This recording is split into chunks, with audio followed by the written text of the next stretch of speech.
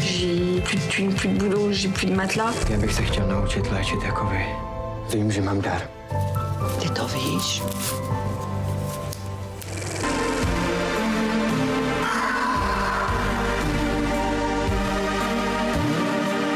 Hello and welcome to the France 24 Cinema Show. We're starting here in France where the annual Fête du Cinema is underway until the 4th of July. And to tell us more about it is France 24's movie critic Lisa Nesselson. Thank you so much for being with us. The Fête is a celebration.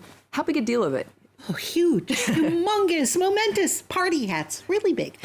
If you've been following the most recent French elections, you might conclude that the French are currently apathetic and or divided. But everybody can agree that inexpensive movies nationwide for 5 days is a great initiative.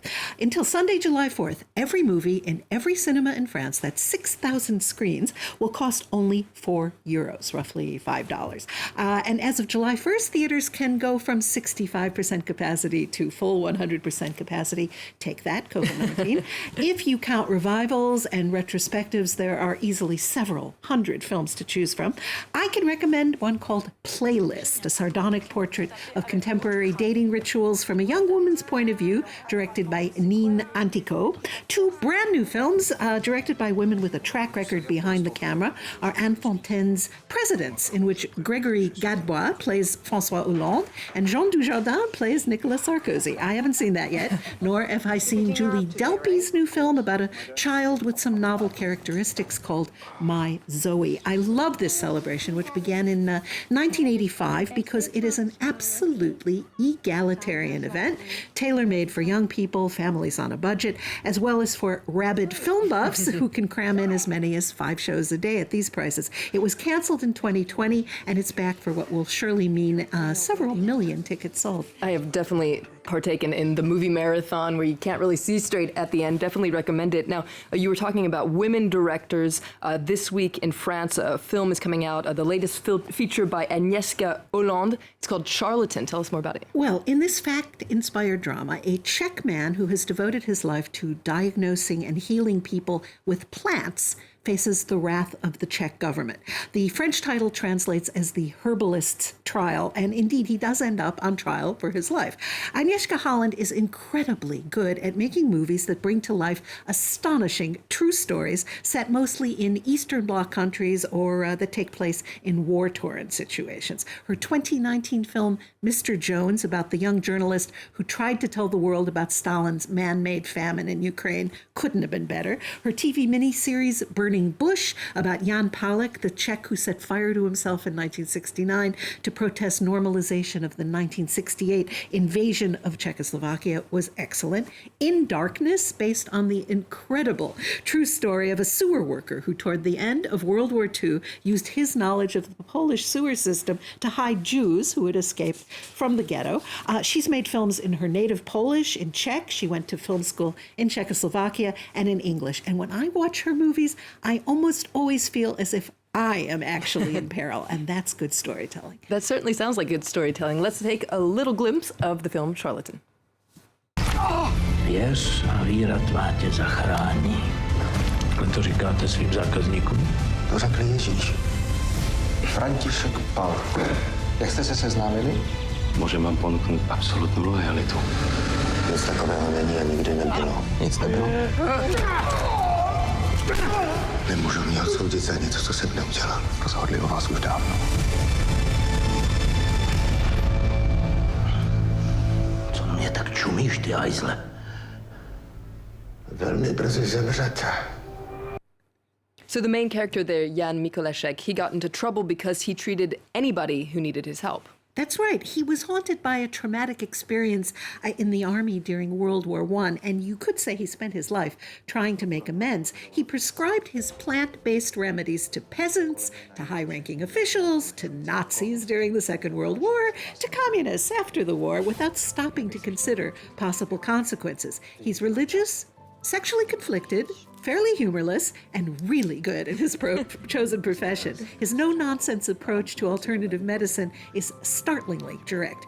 And I should mention that he decides how to treat patients by looking at a sample of their urine, not analyzing it with a microscope or chemicals, just holding a vial or a jar up to the light. The acting and the production design are top-notch. Sounds very interesting. Let's move on to something a little bit more frivolous. This is the French film Teddy. It's out this week in French theaters. It would have been at Cannes in 2020 had the festival not been canceled due to the COVID pandemic. The twin brothers who made it have been invited back this year to climb the red carpet and steps, the ritual they were deprived of. Now, apparently, this is about a strange illness that nobody would really think would happen to them, where they turn into werewolves. Tell us more.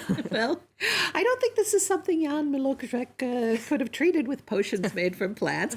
Brothers Ludovic and Zoran Bukerma have made a horror comedy bathed in bright colors and bright ideas. It's sexy and funny and fairly unusual. France's younger filmmakers are really on a roll right now with genre explorations. Raw, The Swarm, and this come to mind. Teddy, played by Anthony Bajon, resides in a village in the Pyrenees. He's 19, he lives with his adopted uncle, and he works in a massage parlor. He has a go-getter girlfriend. He has every reason to believe his life is just going to continue and improve when he gets bitten by a creature of some sort during the full moon.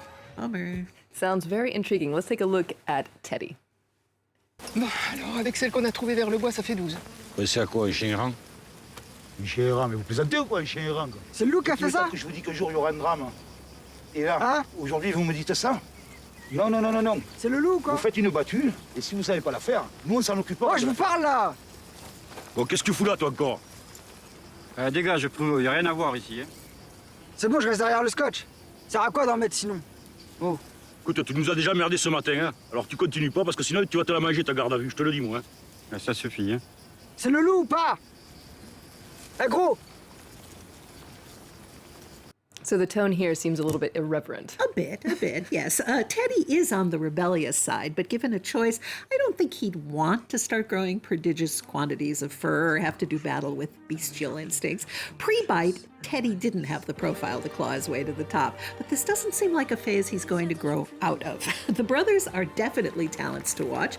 Their next film translates as The Year of the Shark and boasts a high-profile comic cast for a story of a maritime cop who's about to retire, of course, but takes on a final case, of course, when a surfer vanishes and a shark is believed to be on the loose in the Bay of Arcachon. Ooh, we'll look out for that one. Now, the Cannes Film Festival starts next week. Cannes is basically a closed trade show, but if you're lucky enough to be here in Paris, well, there are two festivals opening their arms wide to the general public. Tell us a little bit more. Well, when any of us take the time to go to the movies, we hope what we will see will be worth our time and money.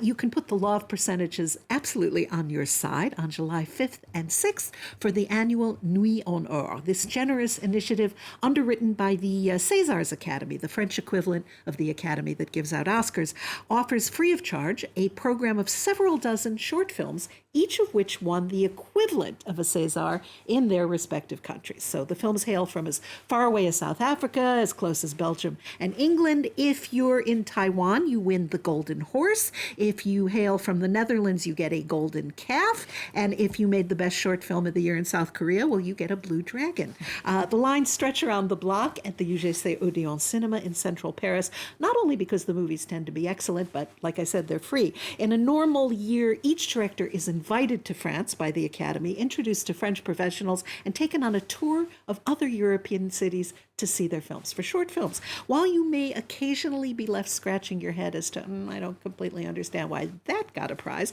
overall, this is a fab introduction to talented people with good ideas. And there's also the Chéri Chéri. This is the annual LGBT plus film festival that's happening this week through July 6th. Yes, when this event was founded back in 1994, I don't think the programmers could have imagined the wealth of queer-themed work that they would now have to choose from, and from all over the world. For example, there are 5 lesbian features from Georgia, where homosexuality is still considered sort of dangerously unpatriotic, Argentina, Chile, and the UK, young love, historical drama, same-sex romance at 70. There's a lot to choose from. And if you manage to see all the offerings, I think you could be forgiven for thinking that straight people are a minority and LGBT plus people rule the roost. And that, too, is part of the magic of film. It certainly is. We're going to leave you with a sampler of the Chéri Chéri Festival. And for more arts and culture news, you can head to our website and stay in touch on social media. Stay tuned to France 24. More news is coming up right after this.